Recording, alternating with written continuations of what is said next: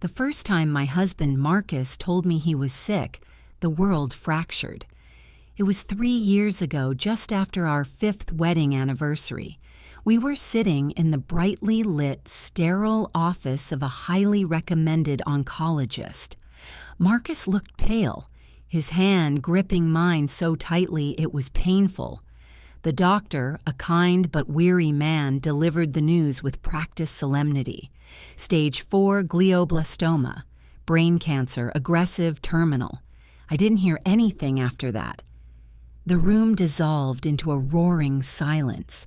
Marcus, my brilliant, handsome 40-year-old husband, the man I planned to grow old with, was given 6 months to a year, tops.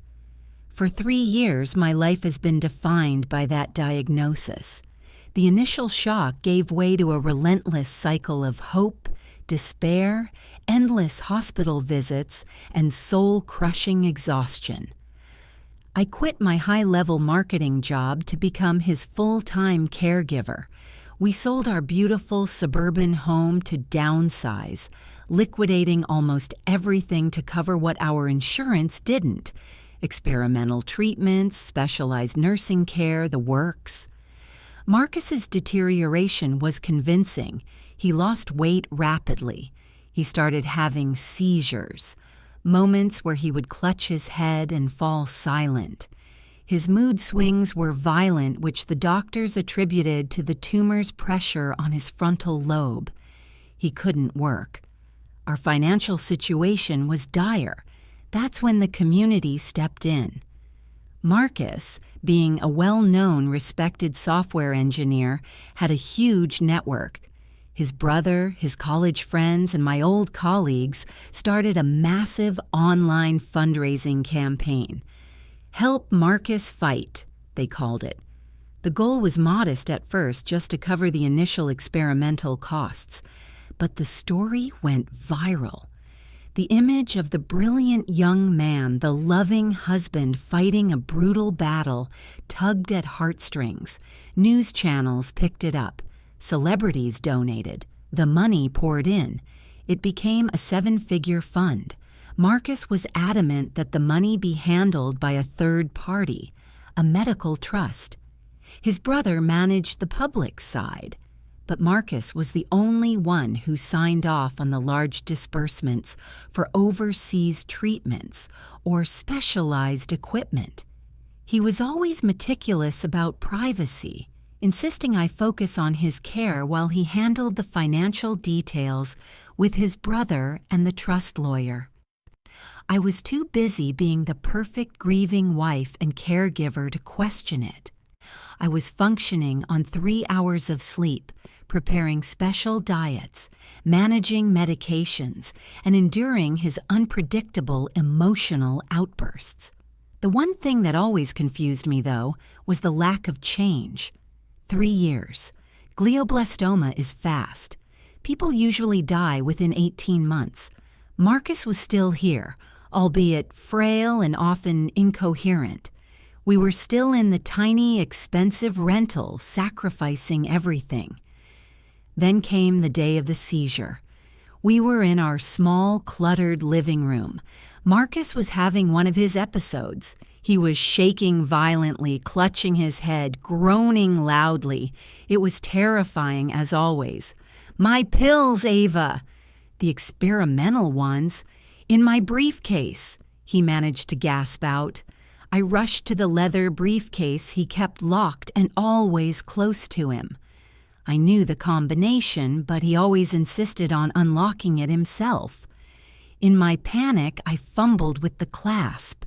The briefcase, which he had clearly left unlocked in his agony, sprung open. It wasn't pills or medical documents I saw first. It was a stack of cash, thick, new $100 bills, banded and crisp, and beside it, a small laminated plastic card I had never seen before. It was a key card for a luxury resort, the St. Regis, Phuket. I was stunned, but the sight of Marcus seizing brought me back to reality. I grabbed the pills, his experimental cocktail, and shoved them in his mouth. The seizure subsided, leaving him limp and exhausted. As he drifted off to sleep, the images of the cash and the resort key card burned in my mind. Where did that much cash come from? And a key card for a resort we absolutely could not afford? We were living on charity and sacrificing our life savings.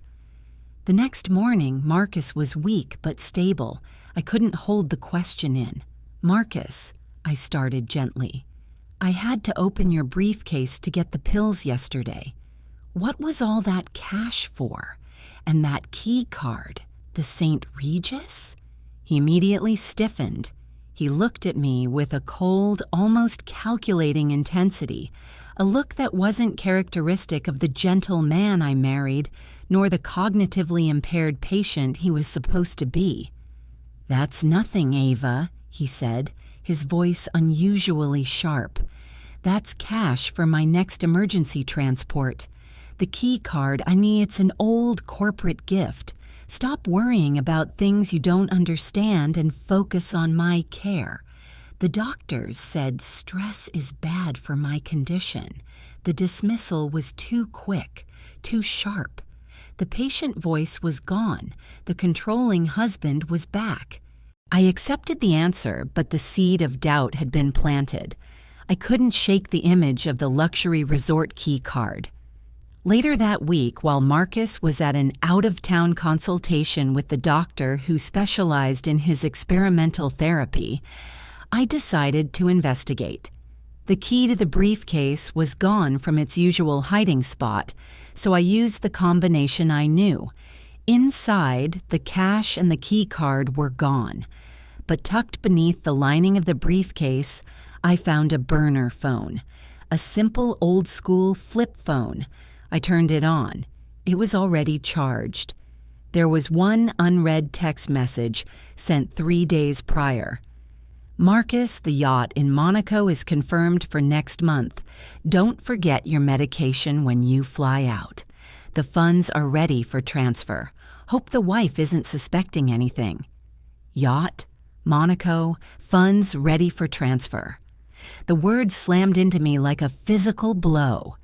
The out-of-town consultation was a lie.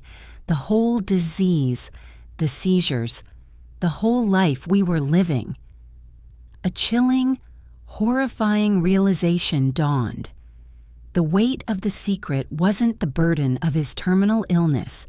It was the burden of his perfect, calculated lie. The text message on the burner phone was seared into my brain. The yacht in Monaco. Don't forget your meds. Funds are ready for transfer. This sounded less like a man fighting a terminal illness and more like the leader of a sophisticated operation. The St. Regis key card and the Monaco yacht, juxtaposed with the charity funds, painted a horrifying picture. I held the phone, shaking with a cold rage I hadn't felt before. I had to know who was involved.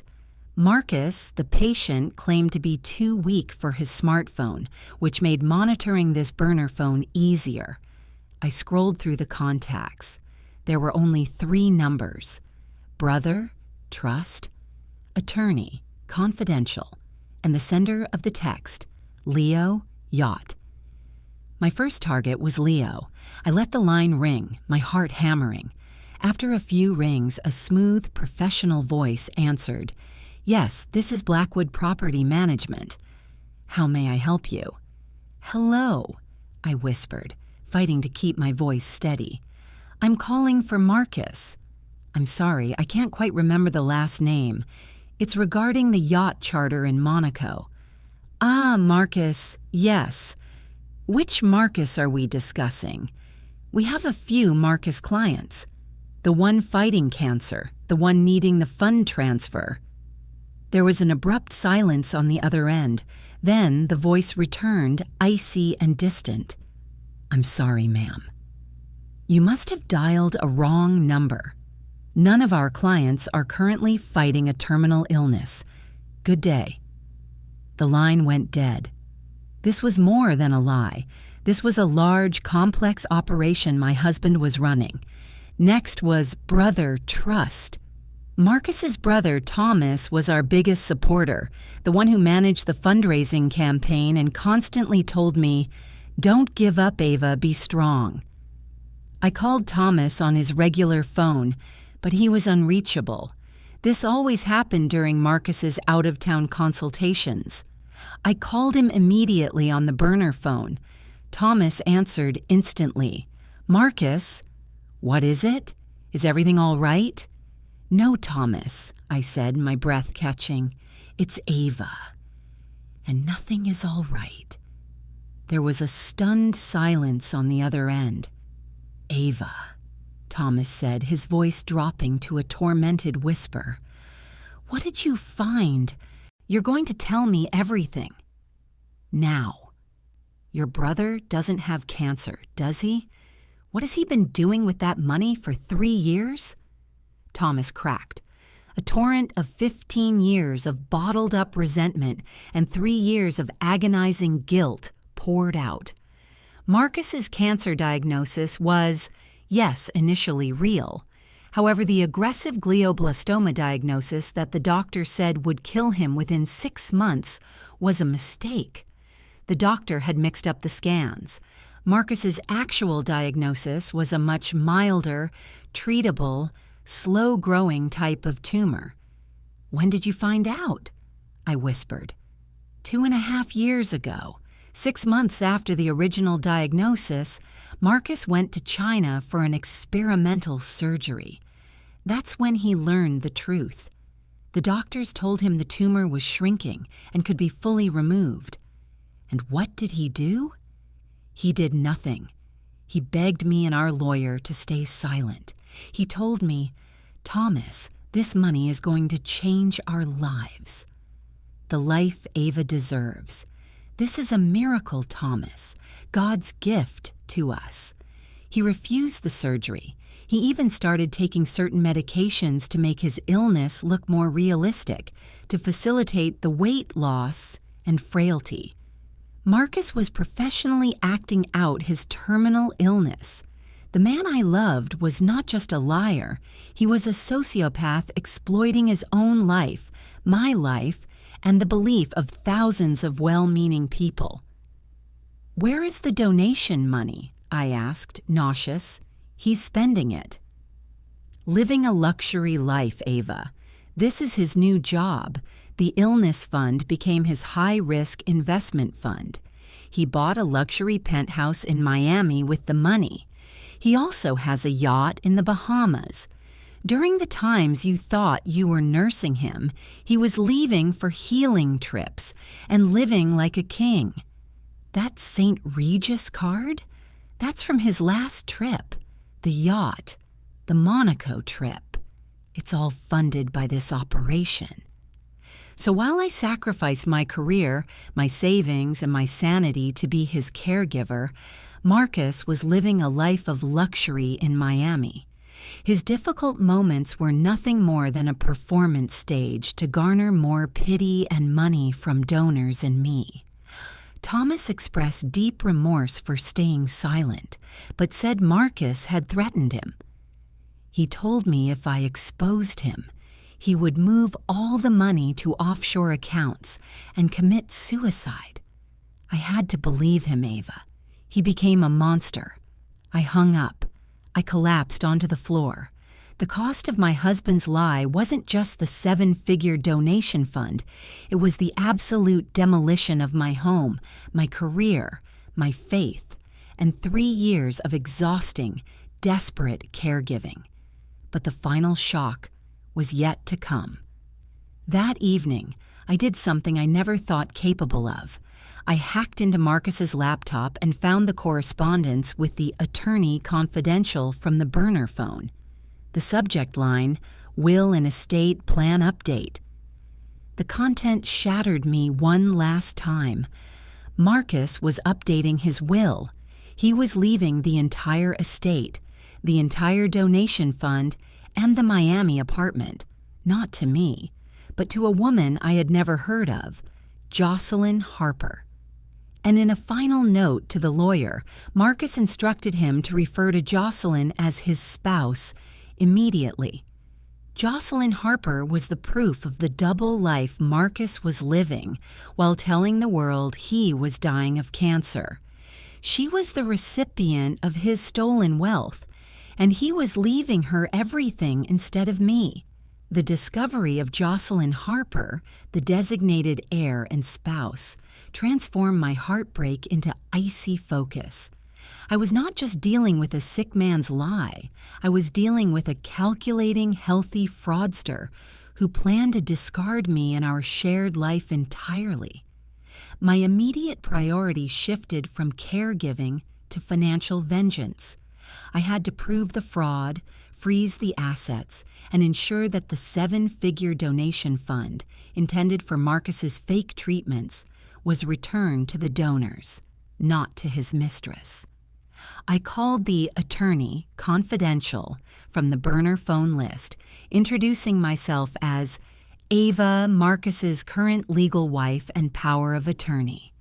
I didn't mention the cancer lie, only the need to audit the medical trust due to suspected mismanagement. The attorney, Mr. Davies, was immediately wary but cooperative. He confirmed the existence of the complex trust structure Marcus had set up. Crucially, he confirmed that the trust was only accessible by Marcus himself, and that the large disbursements, the supposed overseas treatment costs, were coming up soon. Mr. Davies, I said, maintaining a professional distance, I believe Marcus is suffering from cognitive decline due to the severity of his condition.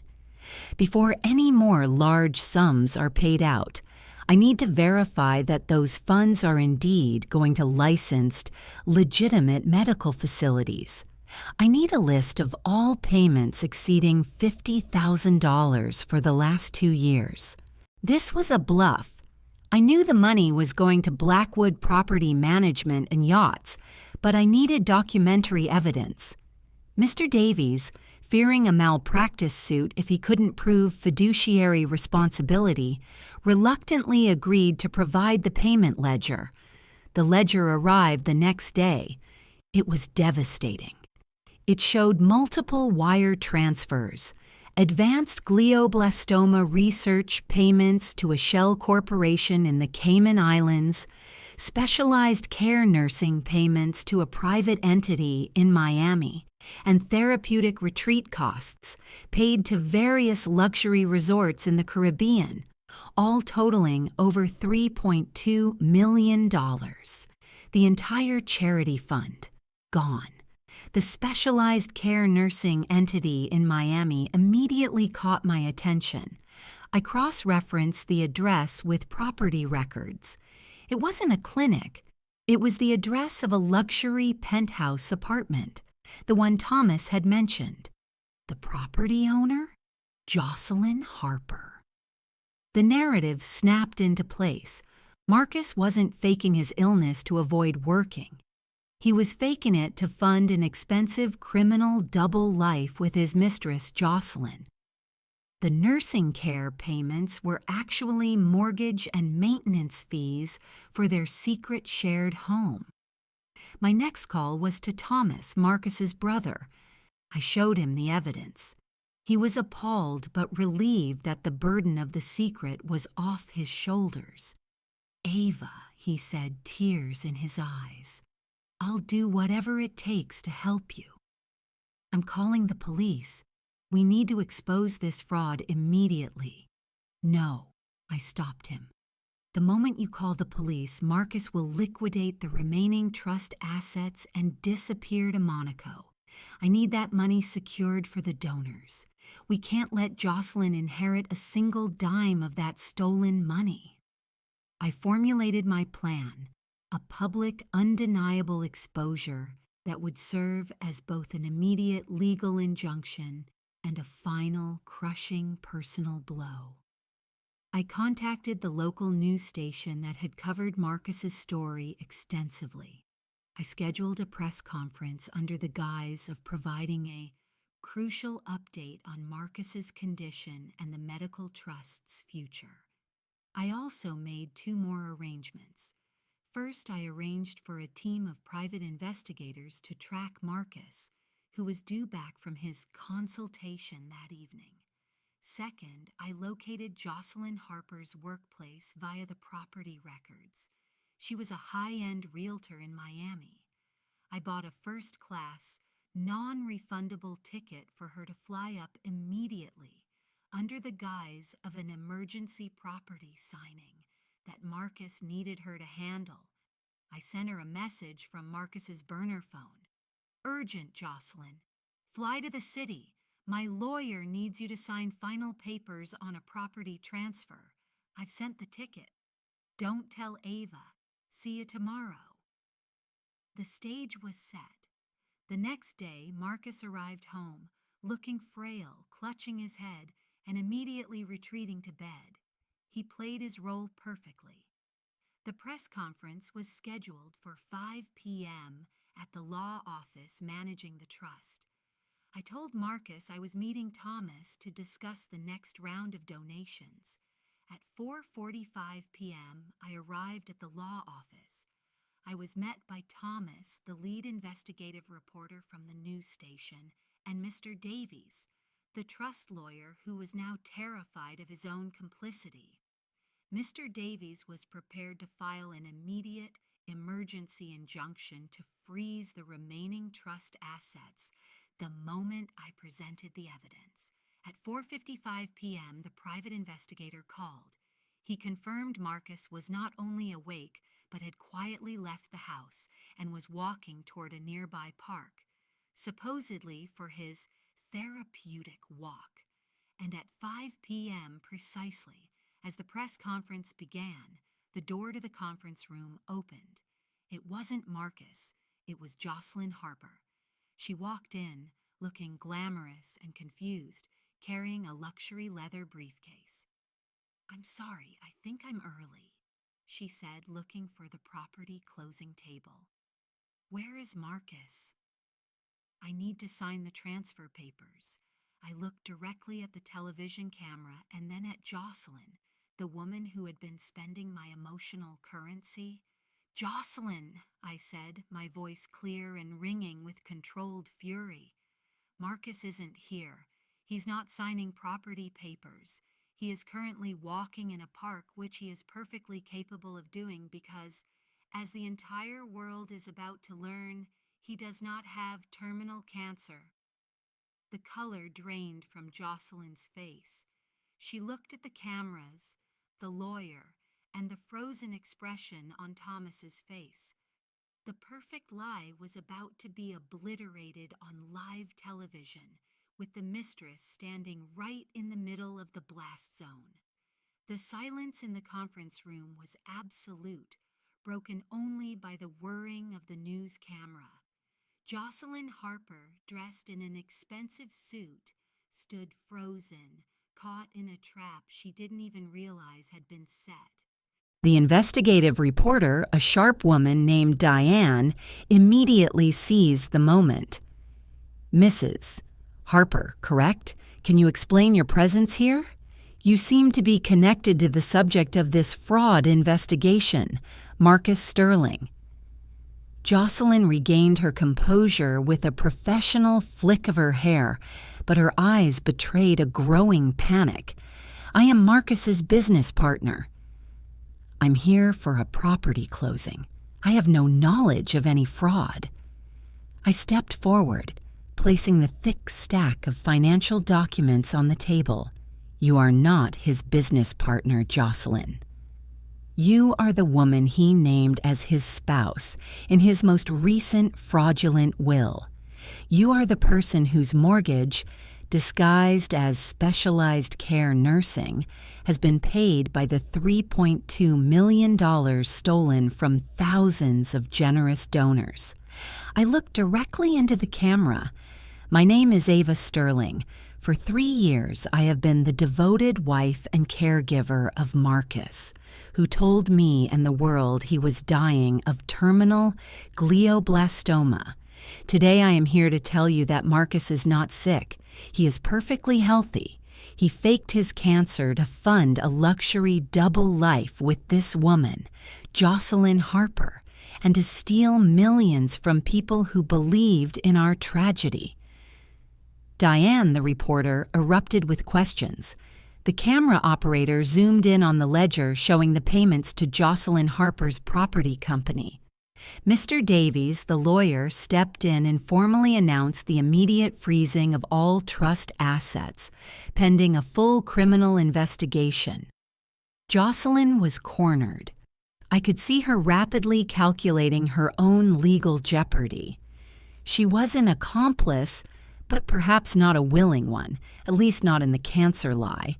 She was also carrying the luxury leather briefcase. "Jocelyn," I stated, pointing to the briefcase, "I know Marcus sent you here to sign documents transferring assets out of the trust before the investigation started. If you cooperate now, you can mitigate the consequences.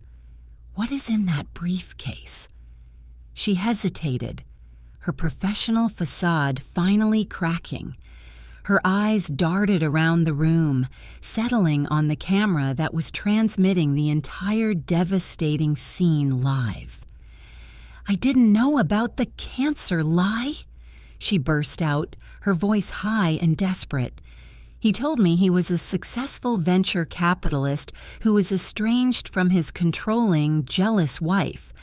You? He said the trust was a tax shelter fund he managed. And the payments for your house? The specialized care nursing? He told me it was a creative payment structure for a business investment we were making together. I thought he was rich. I thought he was legitimate." She began to cry, but her tears seemed more self-pity than remorse. "What is in the briefcase, Jocelyn?" I repeated, my tone unyielding.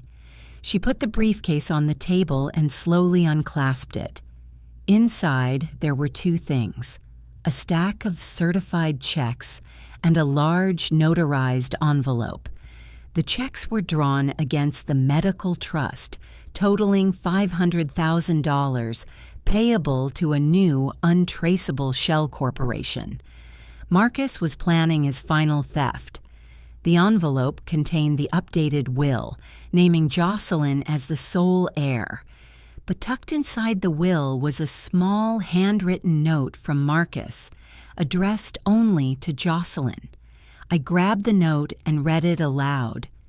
"Jocelyn, my love, if things have gone sideways and you've had to meet Ava, please know this. I had to do this for us. The trust is messy, and Ava has become unpredictable. I have secured enough liquid assets to meet you in Monaco. Don't worry about her. Her signature on the original medical power of attorney is forged. She can't touch our real money." The room fell silent once more. The betrayal was bottomless. "My signature is forged," I repeated, looking at Mr. Davies. The lawyer nervously checked his files. "Mrs. Sterling, the document granting Marcus full financial power of attorney. It was provided to us 3 years ago, shortly after the initial diagnosis. We accepted it as legitimate. It allowed him to bypass you for major disbursements. Marcus hadn't just faked his illness and stolen the money. He had forged my legal signature to strip me of any power to intervene. The man who had been helpless and dependent on my care had spent 3 years systematically isolating and financially neutralizing me. Jocelyn saw her opportunity for redemption. Ava, I can help you. I can tell you where the bulk of the remaining cash is. Marcus had me set up a secondary, off-book account. He was planning to clean out the final $500,000 today and meet me. And the yachts, Jocelyn? Was that real? Yes. The St. Regis, the yacht, the penthouse, all real. He lived a completely different life. The only thing that wasn't real was the cancer. I looked at the cameras and then at Thomas, whose face was a mask of devastation. We need to work with Jocelyn to locate the remaining funds. But first, Thomas, I need you to do something for me. I need you to go to that park and find your brother. Tell him the truth is out. Tell him the game is over. And tell him his wife is the one who ended it." Thomas nodded, his lips pressed into a thin, grim line. He ran out of the room, ready to confront the brother who had betrayed him too. I turned back to the camera, no longer the weeping caregiver, but a woman seeking justice. The money will be returned to the donors. But the man who orchestrated this will pay the ultimate price for his greed and his perfect lie. The perfect lie was exposed, but the criminal husband was still at large, armed with hundreds of thousands of dollars and the ability to disappear. The press conference went viral instantly. The image of the heartbroken wife exposing her perfectly healthy husband's multi-million-dollar cancer fraud was international news. The public outrage was immediate and ferocious. I immediately began working with Mr. Davies and the news team to trace the final $500,000. Jocelyn, desperate to avoid felony charges, gave us the exact location of the off-book account, detailing how Marcus planned to access it in the next hour. Meanwhile, Thomas was confronting his brother. He found Marcus in the park enjoying his final moments of freedom. Thomas didn't yell. He walked up to Marcus, who looked up with a small, calculating smile. "Ava on her walk again?" Marcus asked, feigning casualness. "The game is over, Marcus," Thomas replied, holding up his phone, which was streaming the news report. "Ava is on TV. She exposed everything.